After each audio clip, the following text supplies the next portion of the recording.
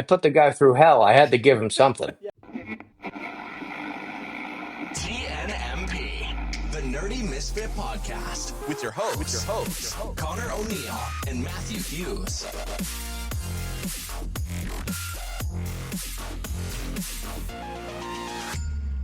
Sheesh, you're gonna have to lower that in post, I think. Yeah, just a That's little bit there. loud. Welcome everybody to another episode of the Nerdy Misfit Podcast. I'm Connor, And I'm Matt.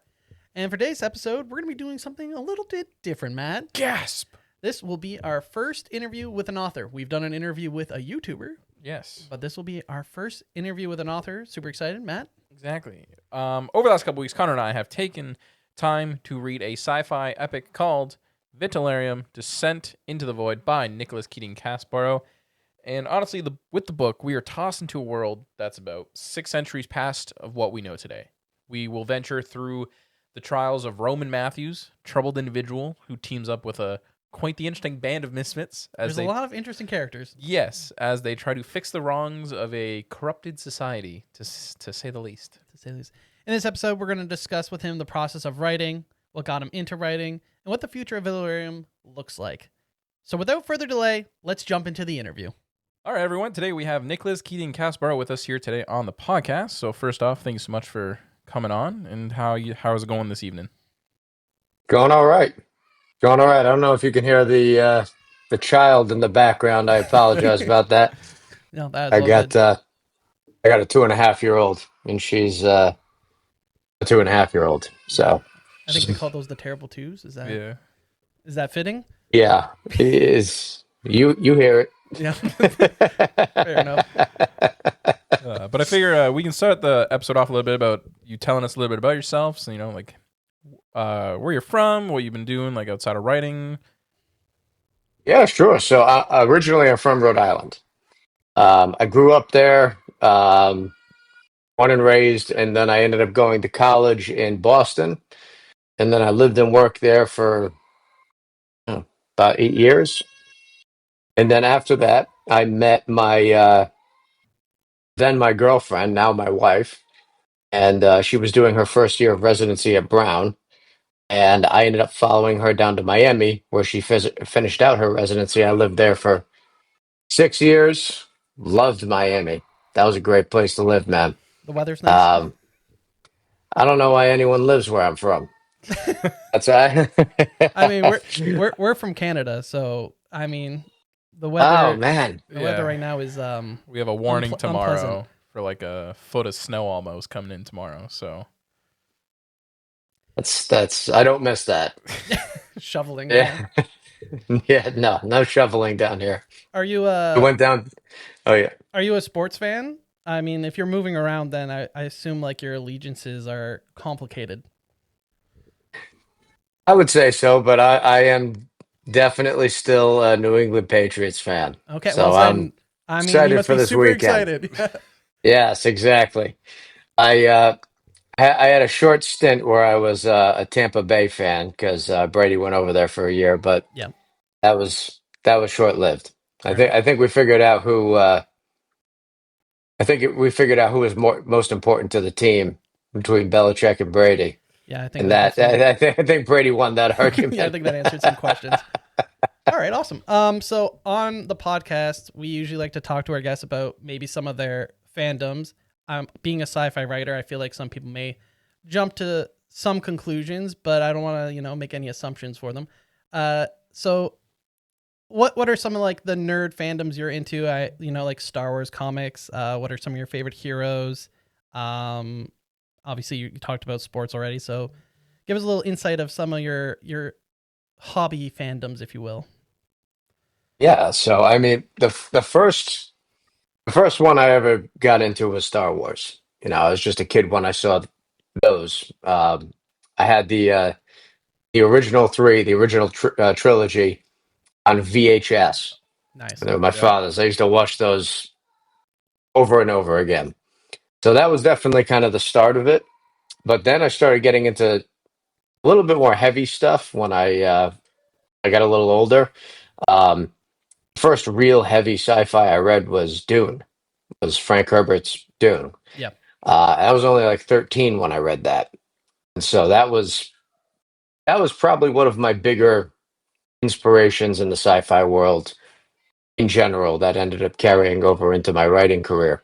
Yeah, no, I love Dune. That was really like a bit. I loved the world that Herbert was able to create. Um, it was just it was such a large, ambitious, like vivid universe that he had created, and that was something I really kind of sunk my teeth into. And then as far as other people, I mean, I'm a huge fan of Isaac Asimov. I love his short stories. I think they're second to none in the genre. Um, I feel like he's able to pack more power into like 10, 12 pages than some writers have in, you know, their entire books. He could really just hone in on a particular technology or a particular concept and create kind of a really gripping short narrative around it and different ways it could go wrong. Um, I love that kind of stuff, that dystopian element. Um, Same reason I love, you know, kind of the dystopian classics, your Orwell, your um, Aldous Huxley, um, all those guys. You know, that's a lot of definitely a lot of literary inspirations. But you know, I also love like sci-fi in any form. I'm a big gamer. I like to, you know, dive into sci-fi games too. You know, Mass Effect, Hmm. Cyberpunk, Deus Ex. Um, anything with a sci-fi theme. I love some of the, you know, kind of the out there stuff too. You know, Fallout. What else? What am I playing now? Outer Worlds 2. I'm Oh, okay, playing. nice. Yeah. I've been messing around with that a little bit when I have time, which is very rare. Yeah. Um, so usually that's like a Sunday night thing. Okay. That's usually the only time I get nowadays. Yeah, I feel like some of that is very evident in your book for your inspiration then, especially like Dune for sure. I think some of your descriptions are very similar in terms of like getting the reader to really be part of the scene and see everything that's happening by making it so vast. Because I feel like you only scratch the surface in the book of like what, like for me personally, when I was reading, I feel like I want to know so many more of the planets. I want to just explore so much more of like the universe that's been created, if that makes any sense. Oh, absolutely. And you'll definitely get to. Um, I've got this is book one of seven that I have planned. So book two comes out this year. I'm almost finished with it. Got a couple more chapters and then I'm done. Um, the the comic books you really get to see kind of what the world looks like, at least how I imagined it in my head.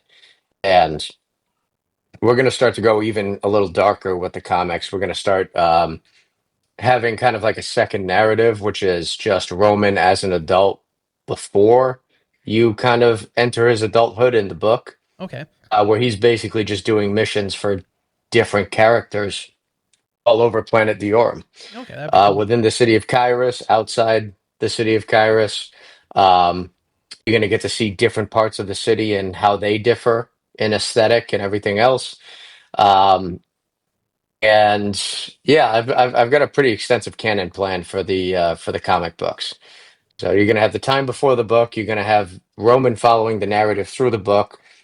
There'll be different character offshoots that'll dive into their backstory more and will eventually sync up with the main narrative.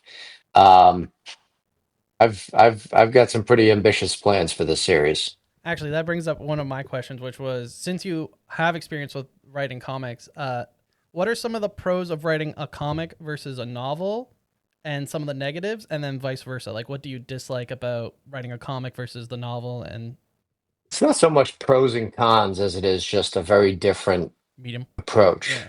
You know, um, I mean, this is when I started writing the book, I was literally diving into something completely new. I had never done it before. And I just kind of dove in head first and said, well, I'm going to learn as I go and I'm going to figure it out. And I enjoy that. I enjoy working from that kind of. position, I guess. Like I know nothing. Let's let's learn something. Yep. And I guess it's served me well. Um, and I did the same thing with the comics. Like I just said, all right, well, who can I talk to that knows what they're talking about? Let me talk to them and let me get some contacts. Let me find out, let me look at some people's artwork and see who I want to actually end up hiring. And I ended up hiring this guy named Francisco Nilo. He's an Argentinian illustrator. And he actually provided me with a couple of examples of other comic book scripts that, I could read through and see how they're written. I didn't even know how to write one. And so I just kind of I read through the three that he sent me. I said, all right, well, I got kind of a good idea how they broke it down. Let me give it a shot, put my own twist on it, and see where it goes. And it is very different. In long form writing, you describe everything is in the words, right? It's you're describing the scenes. In the comic book, you got to condense a lot of the things, like especially the dialogue. Dialogue had to be severely condensed when I was writing the comic books because you can't fill a half a panel with text. I mean, there's got to be room for the artwork. Otherwise, you might as well read the book. Yep. And so the condensing part was a little tough in the beginning because it was kind of deciding what I could do with and what I could do without. That still kept the meat of the story in there. Um, and then as far as when you're describing each panel, you have to describe everything that's going on in the panel. So it's almost a little closer to like writing a screenplay, I guess. Because I've read a few of those now. Because in the relatively near future, I do plan to turn books one and two into screenplay format. Um, but yeah, so you need to describe everything from what the character's wearing, what the expression is on their face when they're saying something, what the room looks like, the camera angle. You got to describe where you want that from low to high so that you've got this kind of shot. It's a perfect opportunity for me to really like take the movie that's going on in my head that I'm writing about when I'm writing the book and translating it into something that is pictorial, I guess. So it's pretty cool. It's a fun process. It's different, but you know, I like different. Yeah. Me all the different things. I'm gonna figure them out. I'm gonna do them all. That's so fair. Yeah, I think. So you obviously mentioned Isaac Asimov. Do you have a favorite short story of his on the Mm, top of your head? Like which one really like sticks to you that kind of helps you with the inspiration? I do. It's called The Final Question. And you want me to Yeah, describe it a yeah. little Tell us bit? a little bit. Yeah. So it's only about 15 pages, but it starts with, there's a couple of janitors that are, splitting a beer beside this AI. They're like beside the computer, they're splitting a beer after hours, and they're just asking it questions. And one of them asks, what happens at the end of entropy when all the energy is gone from the universe or it's all used up and all the stars die and, there's no, there's nothing left for life to live, right? And it just keeps saying, it says we need more data, not we haven't compiled enough data to be able to give you that answer. And then it shows different levels of civilization, all the way through to a multiplanetary existence to, you know, a level four civilization where, you know, we're pulling power from every star in the galaxy to, we're not even in human form anymore. And, we're basically like, it's a very strange story. And then it postulates a number of different things. Not only what happens at the end of entropy, but there's like a creation story kind of roped into it. It's real. It's meaningful and it's philosophical and it's a bold vision that answers kind of the question of everything. It is a really, really interesting story. And like I said, if it's like 15 pages. Yeah. If you can't even muster 15 pages, there's some guy on YouTube that reads it too. So Yeah, fair. you can definitely find it. But it's an interesting one. It gives me some That's one of my favorites. I like the shit that makes you think. Yeah. gives me like You know, Evangelion vibes. Yeah. a little bit, Kind of yeah. like the end of Eva and when everything starts amalgamating into one consciousness. Yeah. It's it's an interesting one for sure. But I like a lot of his stuff. Nice. Figure from there we can kind of go into your book a little bit. We have a couple questions that personally I'm a little curious about because one of my favorite things about your book was as much as I loved Roman Matthews, I loved all the supporting characters that kind of got sprinkled out throughout it. And I was like, oh, I want to know more about this character and more about this character. I think that's partially why I'm excited to see what happens in book 2. But outside of the main character Roman, is there a supporting character you enjoyed writing about the most? Well, first off, thank you. Glad you liked him. Is there a supporting character that I what was it that I That you think about enjoyed the most? like Or writing about the most? Yeah, outside oh, of the main guy, is there anyone else you're like, oh, I can't wait to get back to their story or explore their character more?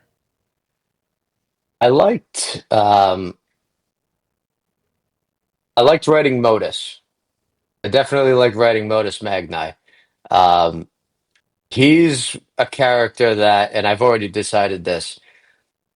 As I get further into the book, there is, or into the series, I should say, there is going to be an offshoot novel, specifically on Modus Magni's origin story.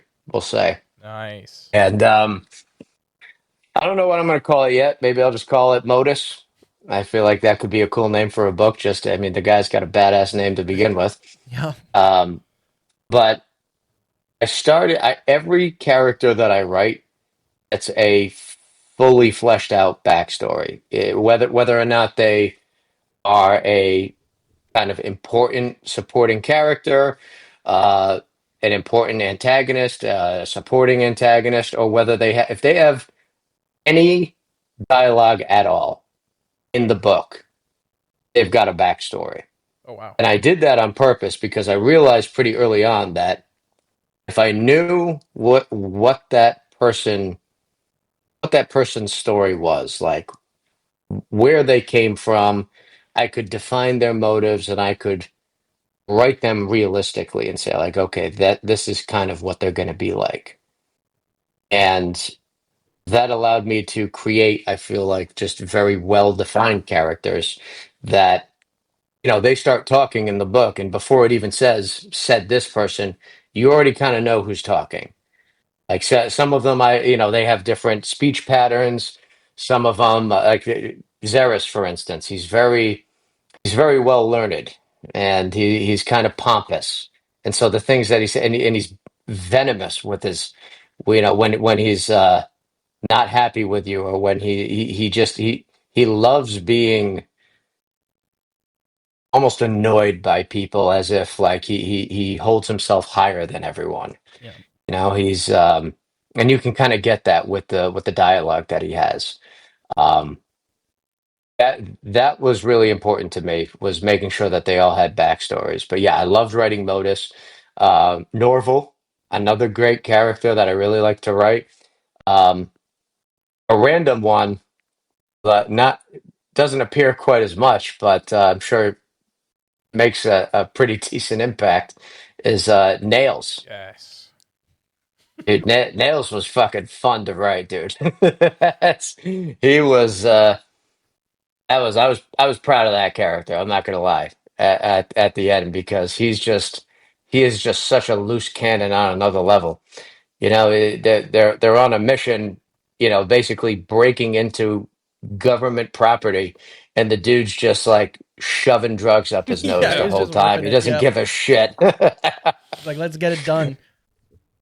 Yeah, yeah. So. Um, you know, some of them are fun. Some of them are a little more serious. Like there's a character, the character Emmanuel. Emmanuel is actually based on a real person. who I know I became friendly with at my last job. I was working as I was the uh, basically director of the burn segment of a medical device company. We were basically in the business of regrowing skin. Mhm. And I met this burn surgeon from Nigeria, and he was just the life of the party, absolutely brilliant, but super down to earth, and just had a great outlook on life. And I was like, oh, I'm fucking making a character after you, buddy. And we kept in touch. He's the first guy that I sent a book to when it finally got published, and I got the first like author copies. So I sent one to him. That's awesome. Cool. Because when I asked him if I could use his name, he was like, "Use my middle name. More people know me by that." I was like, "You're the man, dude. You're the Yeah. best." Yeah. So, but he's more of a serious character. Yep. Like he's very I don't want to say stoic, but he's kind of he's like a little bit of a father figure to Roman, obviously because of the events that took place. You know, he basically saved Roman's life. Mm-hmm. Um, and that was my way of kind of figuring out a way to introduce him into the storyline in a meaningful way and tie up some of the loose ends that were going on with, you know, his trek into the desert, the whole mishap there, and the death of Roman's best friend, Jarek. Jarek, also a very interesting character. Um, Will we see him more I, in the comics as well?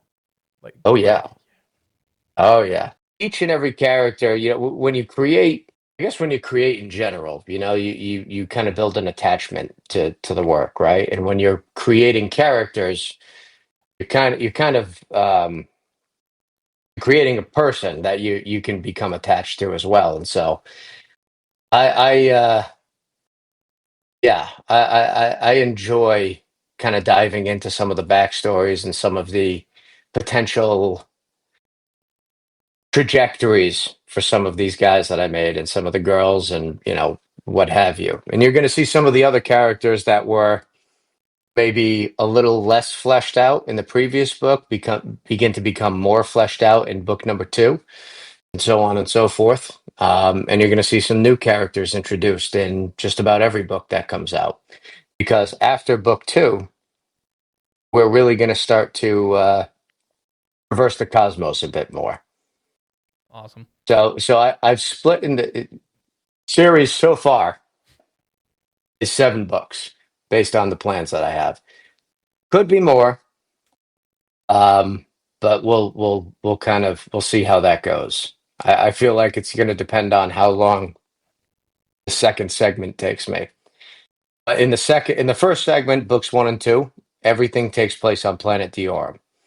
For the most part, you get glimpses of other places, other planets, but for the most part, everything takes place on a planetary basis. Book two, the second segment, excuse me, which is books 3 to 5, we're going to start going galactic. We're going to visit all of the other 7 planets in the human colonized Milky Way. You're going to get to see what they look like. What's the government structure look like on those planets? What is society? What's the societal structure? Um, what you know? What are the planets like? You know, are they different? You know, this one, Planet Diorum, was meant to be um, very Earth-like, and I wanted to do that for a reason. You'll find out more about that later, but some of the other planets are going to be a little bit different. Some vastly different, and you're gonna get to see how people live on that planet, and you know you're gonna get to see the pros and cons of just about every type of government structure you can imagine. Maybe even some new ones that haven't been tried and tested, and there will be protagonists and antagonists on all of them. nice. Gets me excited. Now in the sci-fi trope, the whole band of misfit is obviously a beloved sci-fi trope. We see it in a lot of sci-fi stories. So without giving away too much, which secondary character would you say challenged Roman's worldview the most during the writing process? I feel like that's a bit of a loaded question, but bit of a loaded question, but yeah. I mean, we know Emmanuel does that, sure, but at the same time, I think in the interaction toward the end, you start to realize that Roman's actually challenging his worldview more because of what he's been through and because I think he's finally rediscovered his purpose in life. That's kind of what all the events that happen to him lead to is like his rediscovery of purpose. And it's not necessarily the most noble purpose. I mean, it's basically vengeance. But you're going to get to see how that evolves as well as he begins to get closer and closer to his goal. Um, I would say Norval is the one who challenges him the most because for the longest time, Roman is basically a loner. Mm, He's obviously he's a talented individual, but his better nature has been kind of put on the back burner, along with any leadership skills that he had developed, which you get to see early on in the book as they're developing. Um, all that good stuff, it's kind of put to the wayside because he's basically just he's floating through life. You know, he's lost just about everyone that matters to him, and he's drowning out his trauma in basically booze and whores. yeah. he's not he's not he's not your goody two shoes character. He's morally gray for sure. But I feel like Norval is kind of like that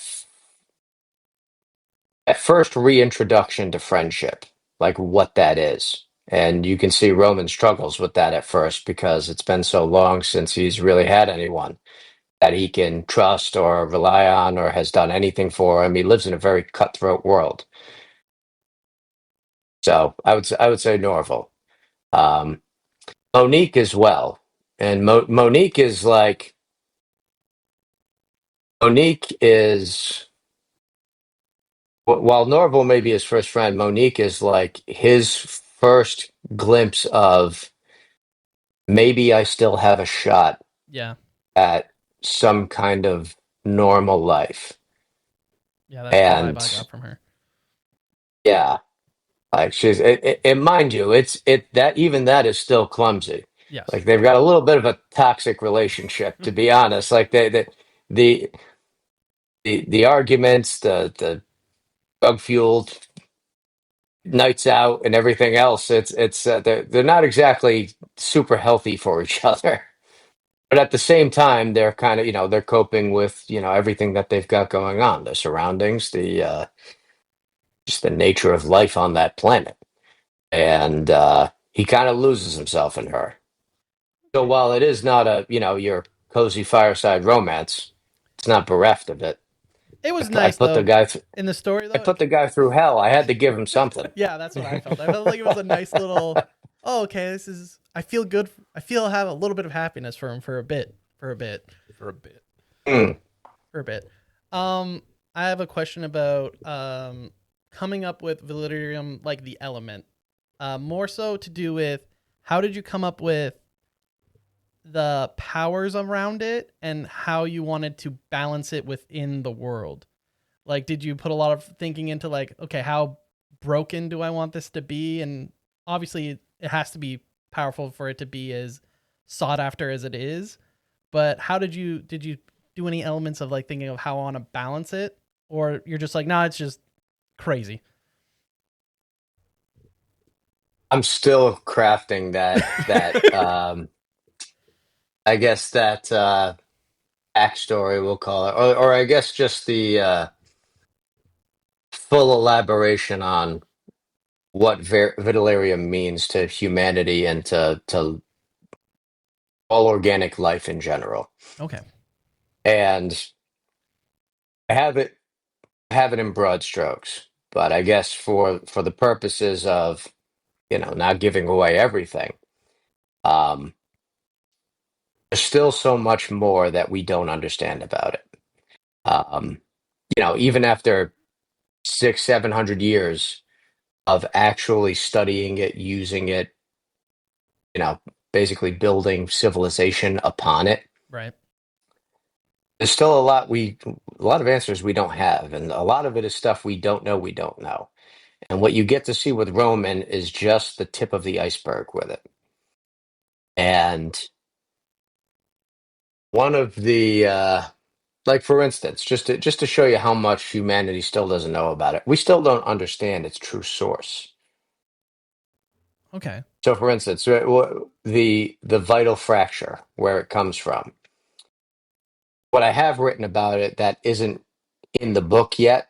It will be in future books, but it's basically a strange spatial anomaly that was never planned for by physics, right? Or Right. the modern physics theories. Um, it's not understood well. We know that every so often, the Vitalerium meteorites are expelled from it. But we've sent manned probes, unmanned probes. We've studied it. We have no idea what's on the other side, and nothing has ever come back other than Vitalerium, steady flow. And so we don't even know truly where it comes from. So just to give you an idea of how like strange it is and how unlike any other type of element on the periodic table it is, that's we don't know. We don't know yet. I I kind of know. The details need to be fleshed out, Right. but it's uh it's pretty solid. We're going to see some real interesting things as far as utilizations, as far as a lot of things. Okay. Now, when you were coming Definitely, up, it's integral to the storyline. That's why the whole series is the Yeah. Vitalarium Valerian. yeah. series. That's yeah. Now, when you were coming up with the core idea of this, did you know it was like? Did you always have in mind that it was going to be a series, or did that kind of come to you while you were writing? Like, how did you kind of decide on 7 novels? I just kind of gauged it by, the first time I did a chapter breakdown, what I thought was going to be one book turned out to be two. Because by the time I got to chapter 15, I was like 250 pages in, and I was like, holy shit, like this, I'm going to have to split this up. And then I started planning out some of the future books. The ideas, they don't necessarily come to you in order. Right. Yeah. You know, it's not like they just kind of, oh, this I'm on chapter 25. I get good ideas for chapter 25. No. No, I get good ideas for book 7 and book 3, as I'm, thinking about chapter 25, and then I got to write them down somewhere and figure out a way to organize it. And so that's been happening for, the better part of, the last 3-4 years now. So I've got a good idea of some of the at least the major events that are going to be happening. I try and anchor the books in some of the major events, especially the stuff that's outside of the character's control. And then how we get there is kind of anyone's guess. I try and keep that a little bit fluid. Sometimes I get good ideas and I'll plan out the next 12 chapters and that'll be exactly how they turn out. And then other times I'll plan something and I don't know where that's going to go, and you know, by the time I even get there, I figure out a better way to do something earlier to allude to something else, and then I go a different direction. I got a little bit of a kind of disjointed writing style. I write in order. I don't write the chapters out of order, but as far as the ideas I get to kind of get to the end goal, that's all over the fucking place. Yeah. Fair. Yeah. You did briefly mention that you only have a couple chapters left of book 2, and we saw Mhm. on your Instagram that you've dropped the title, "The Bonds That Break." Yes. Um, how is book 2 going? Like, obviously, you only have a couple chapters left, but how are you feeling about it as you reach the end of it? Feeling all right. I feel better once once I do I always do 2 rounds of self editing, read through twice. Um, First time is conceptual. Second time is you fix all the commas. My commas are never in the right place ever. Even when I fix them, they're still in the wrong place. That's what your editor and your proofreaders are for. Right. So until I do those edits, you know, I try not to focus on that because the beauty of this type of process is everything is fixable, everything is changeable. Right. Even after it's published, I published the book. It was up for a week, and I was reading through part of it because I was actually looking for a reference to something else for the comic book. I was like, "Holy crap! I used the wrong word here. Oh my god, I did it again." I submitted changes. They took it down for 2 days and then they put it back up, and then the new text was included. That was that. Oh, Everything's fixable. that's awesome. So if you get too wrapped up in like it needs to be perfect, it needs to be perfect, You won't have a you'll book. never fucking write. Yeah. Yeah, you'll never write because you'll kill yourself with I guess Perfection. just yeah, Yeah. yeah. Uh, So so then I have a question. You don't have to answer this because I don't know if it spoils things for the future. But at the end of book one, we see Roman kind of start a new chapter in his life, a new journey in a way. Is there any information mhm. you can give us about that? Like, are we going to see a small time jump at the beginning of book two, or are we just going to continue like right after the end of book one? Again, you don't have to answer this. I can answer that. That's not that bad. No time jump. We're diving right in, buddy. Oh yeah. Oh, perfect. Yep. Okay. So you'll get to see it just kind of pick up right there. Yeah. That's good. Actually, I think I did it in kind of a funny way. We'll see. Oh, we're We're ready. ready. All Um, right. our last section we have more focuses on kind of like the writing process for you because funny enough, we both of us, well, Matt's been interested in just like creative writing for a while. Yeah. And I've recently I rediscovered reading. I don't know if that's the right way to word it, but I've started reading a lot more. I've never been a huge reader, but I've read just last year I read over 20 books, which is more than I read in the last like 10 Hey, years. Yeah. So good for you. I've gotten a That's lot awesome. more. That's more than me. So we've both gotten like the creative bug, and we've set ourselves goals to write like novellas or like some sort of short story. And so I guess for us, we are very curious about your writing process. How would you describe your writing style? Are you a planner? Are you right at the seat of your pants and then kind of flesh it out after?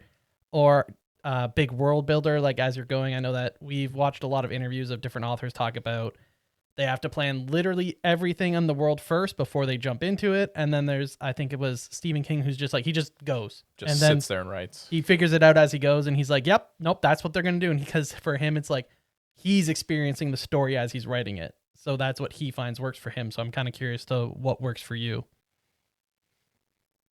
I'd say it's never one thing. I'm sure there are some writers who want to focus on one thing, and maybe if there's an attribute slider, Yep. someone focuses more on this and a little less on this, and then someone focuses more on that, and then a little less. You know, I'm I'm kind of I guess I'd be a little bit of everything. So the first thing I did was I just started writing, um, because at that point when I first started writing, I was like, it had been almost a decade since I had written anything other than like a professional email. Right. So I was really craving a creative outlet, and I had always enjoyed creative writing. Like those are the only like any elective I had free, I would try and take one of those classes. The only college level class that I took in high school was creative writing, um, and so it was an obvious kind of choice for me. But I just started writing, and because it had been so long, it just poured out of me. The first bout of writing, I had like a 12-hour flight. I got off the plane, I was on chapter 4. So it just it was a lot. Um, but then I realized, like, all right, I'm enjoying this. I'm having a lot of fun with it. And then kind of you know, maybe the I don't want to say the corporate training, but like I guess the discipline in me kind of kicked in. I was like, well, let's plan this out if you're going to take this serious, or if you're going to do this, because you're getting pretty ambitious with some of these ideas. You might want to write them down.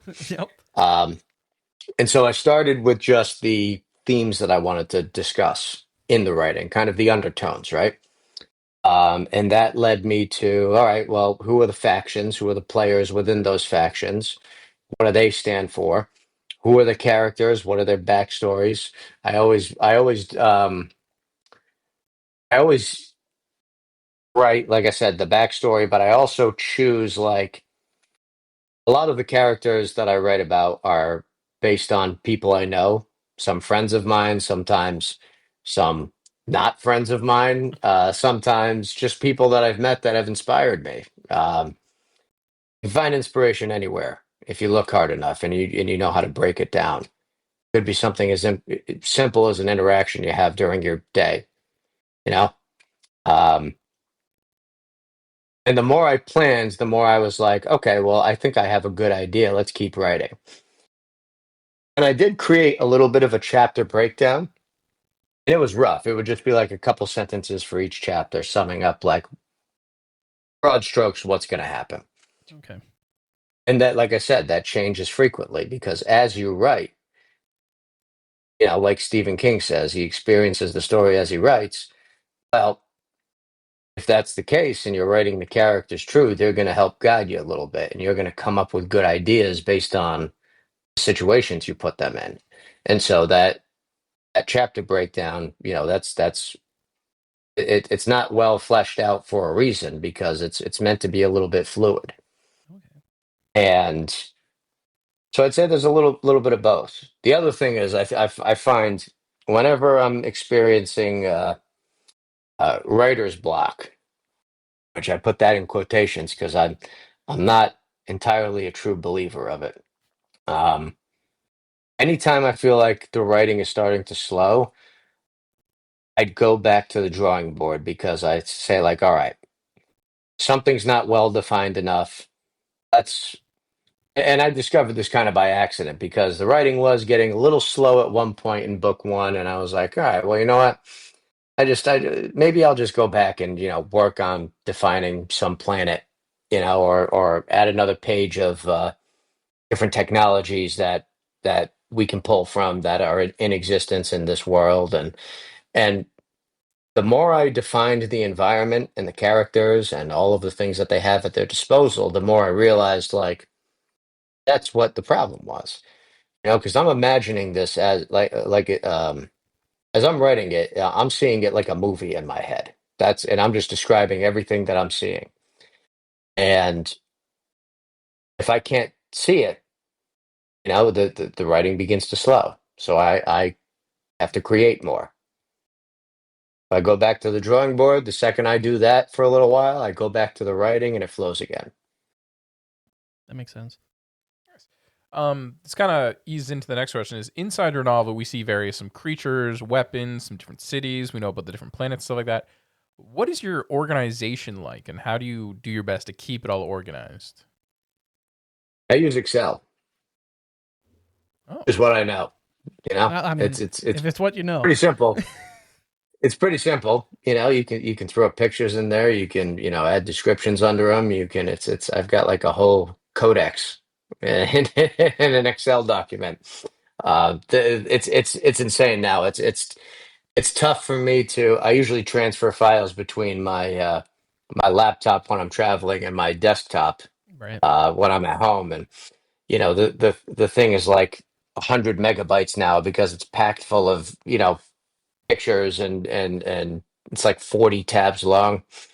It's a monster. So, but it's like my Bible, Yeah. right? So it's like Absolutely. my Bible of everything that I want to eventually be put into the novels. Um, so I try and keep that pretty well organized. That's where I do manage everything from. Um, as far as organization in terms of like writing process, I schedule my times to write and I adhere to them. Um, the whole first book was written on a plane. I was on a plane 3 to 5 days a week at my last job, and that's a lot of plane time. So you eventually run out of stuff to watch on Netflix. Yeah, fair. And I just promised myself, I said, all right, anytime I'm on a plane, I'm going to write. That's it. I don't care how tired I am. I don't care how good a day I've had, bad a day I've had, whatever. I don't care how many drinks I had at the airport bar. I'm going to write on that plane. And that's what I did. Now it's a little different because I'm not flying quite as much, but I'm still making sure that I adhere to kind of a strict writing plan. I scheduled it out in my calendar, block off time. Um, it's more like at night when I'm writing nowadays, just because of everything I've got going on. But yeah, yeah, Now with your organization is important. yeah, definitely. Now with your writing style, was there ever a time you debated about writing like first person instead of third person, or have you always seen it as like an overly world view? I I found there to be it's funny, Frank Herbert writes in the omniscient perspective as well, Mhm. and so maybe that being kind of my first real deep dive into a sci-fi world, maybe that's my homage to him or something. But I found there were a lot of strengths to it, and it fit my writing style well. Um, I did mull that over, and I did have some people who, some of the beta readers who said like, "This is weird. Some I don't prefer this, but you did it pretty well. But like, why don't you do it like this?" And I'm like, it's not your fucking book. That's I mean, it's my I mean, it's got to be your book, right? Mhm. I mean, the beta readers are important, and it's important you choose the right beta readers, and it's important you don't have too many. Um, you want to choose people who will give you very honest feedback. So even the people that did say that, I was like, good.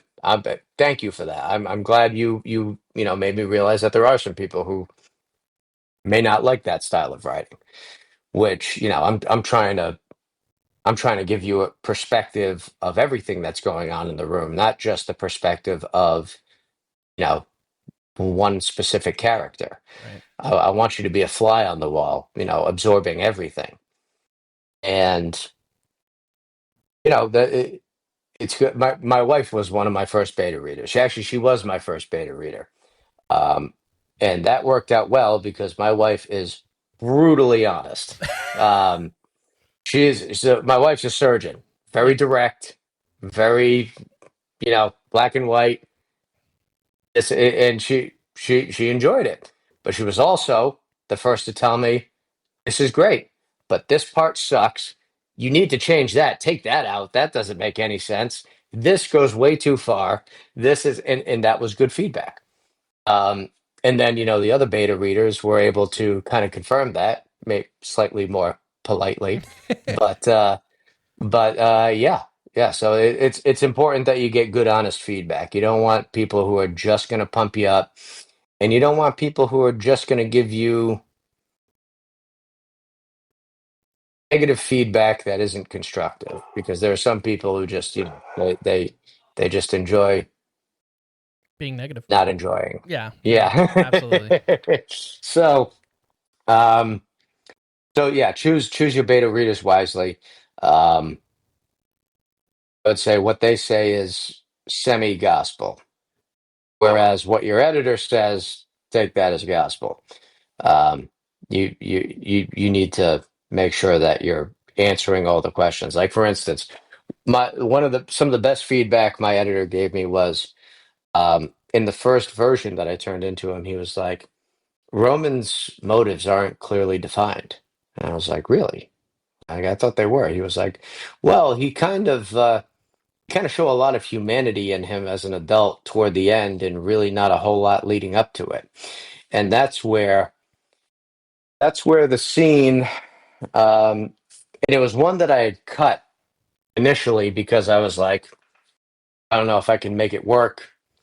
But it's the scene where he's on his way to the Vitalerium meteorite, and he passes by an alleyway where there's a little hybrid girl who's like playing with marbles. That's where that scene came from, because I was like, I need to show that, he hasn't been entirely ruined. Like there is still a sliver of humanity left in him. Um, and that was my way of kind of showing that. And so, the conceptual stuff, you've got to really work toward making everything about your character feasible. Everything that he does or she does or whatever, it needs to be from a place that makes sense based on their motives. So now, after you get the beta reads to read it, you send it off to your editor and stuff like that. Obviously, the book is done. How did you approach publishing the book itself? So I didn't know the first thing about it. I had this finished manuscript. A couple of people had read it, and I was like, all right, well, hell do I do now? So, um, about when I first started writing the book, I was like, if this ends up in a drawer, whatever. It's cathartic. I enjoy it. It's just a process. Later on, like by the time I got a little more than halfway through the book, I was like, this is all I can think about. I got to figure out how to make this work. So when I finally finished it, I I reached out. I just started talking to people.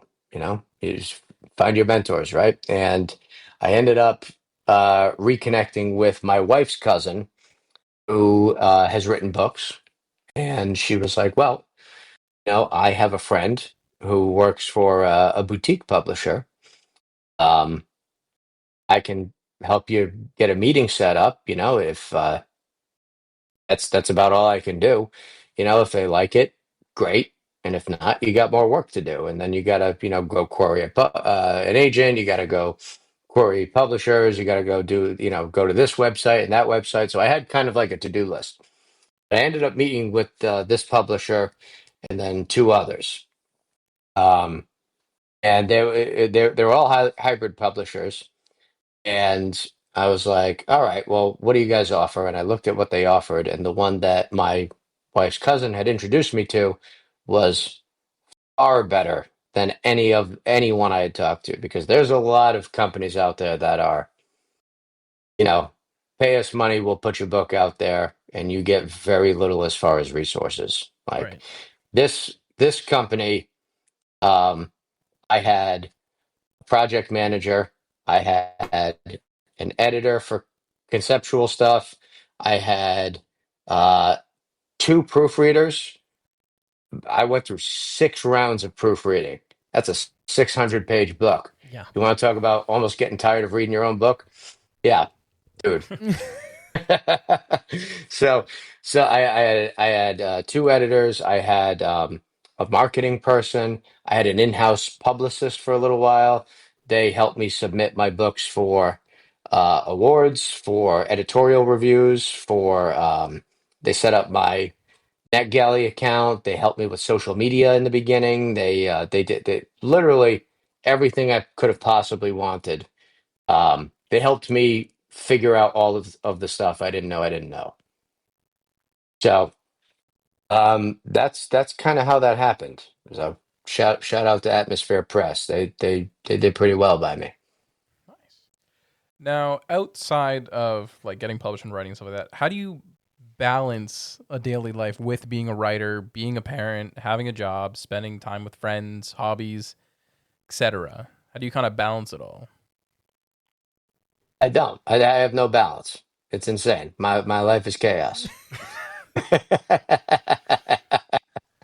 No, I so At the present, I am working to help a startup really kind of build their presence in the southeastern U.S., which is kind of their home turf. Um, Still in medical devices there. That's my day job, and then I'm also helping my wife build her surgery practice. You know, she's seeing patients, building clientele, working on marketing, managing the office. I am, I helped us get the loan for the new office, working with general contractors, brokering the lease with, brokers and attorneys and all that kind of stuff, architectural designs. And so add that to the list. And then, you've got the book business, which, I don't just write, I'm out there, trying to build the grassroots following. I went to 20 book fairs and Comic Cons last year. Um, you know, Doing the podcast tour. This is like podcast number 50. Nice. Yep. So we're we're staying busy there. And I've got, a 2.5-year-old daughter. She's a handful. You heard her earlier. Yeah. She had a guest appearance for a minute. Um, yeah, no, I don't sleep much, but I also don't sit still well. Fair. So Okay. so I guess it's fitting. It's fitting. Um, yeah, no, you figure it out. You just figure it out. If you really like it, you really enjoy it, you find a way. And, Absolutely. and what's nice is that, with the passion I kind of have for this, it's I always kind of catch a second wind when I finally get to sit down in front of the keyboard and start pumping out some pages. Um, so the energy is there if the passion is there. Fair. Okay. So our final question, I have a feeling I know what you're gonna say. Is do you have any helpful tips or words of wisdom for aspiring authors? Figure it out. No, I look, if you really want to do it, then you'll do it. I mean, if you go in with the mindset that you are going to not look at things as challenges, but just learning opportunities almost, you're going to learn a lot, and eventually you're going to look like a pro. So, luckily, I've had that mindset about a lot of things for a while, where I'm just like, all right, I don't know shit. I'm going to dive in head first. I'm going to drink from the fire hose, and I'm going to figure it out until I make it work. Fair You enough. take that mindset, You'll figure you'll it you'll out. write a Yeah. damn good book. Yeah, Yeah. figure it out.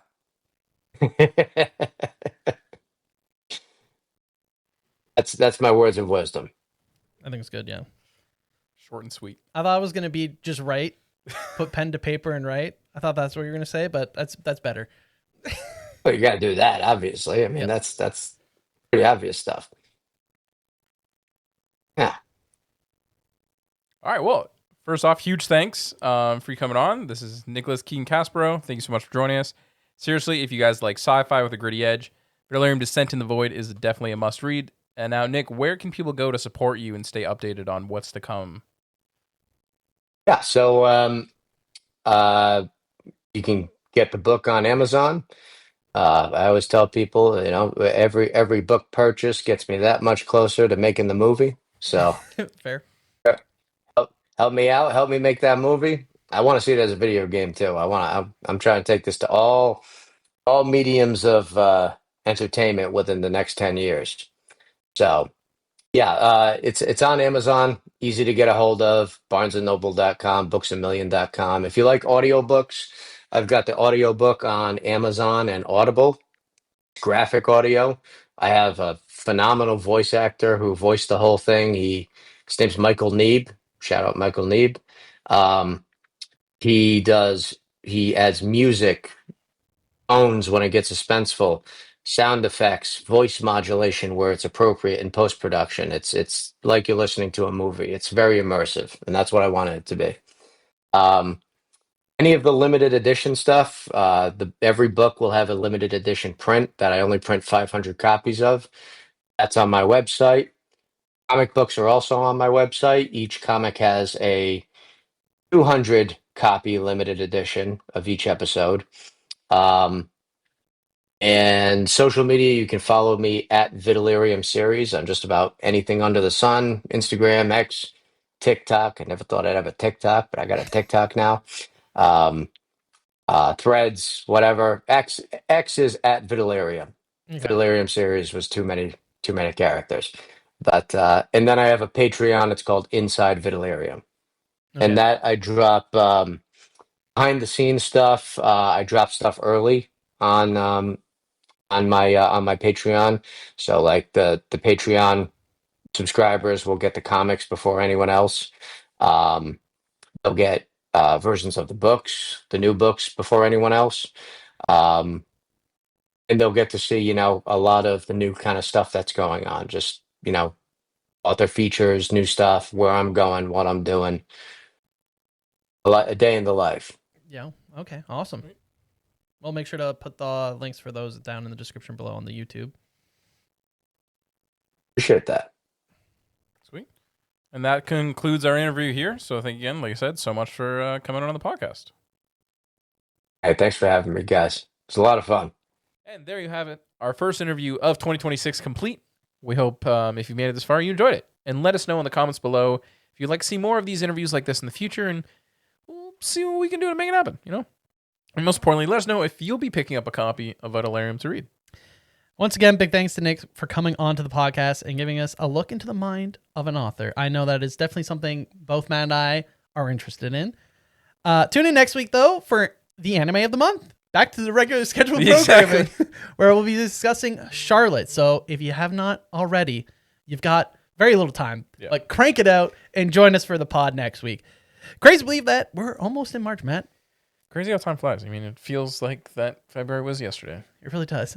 As always, though, tune in every Wednesdays for new episodes of the Nerdy Misfit podcast and every Monday for our Marvel Mondays. Until then, we'll see you guys next week, and goodbye. Bye.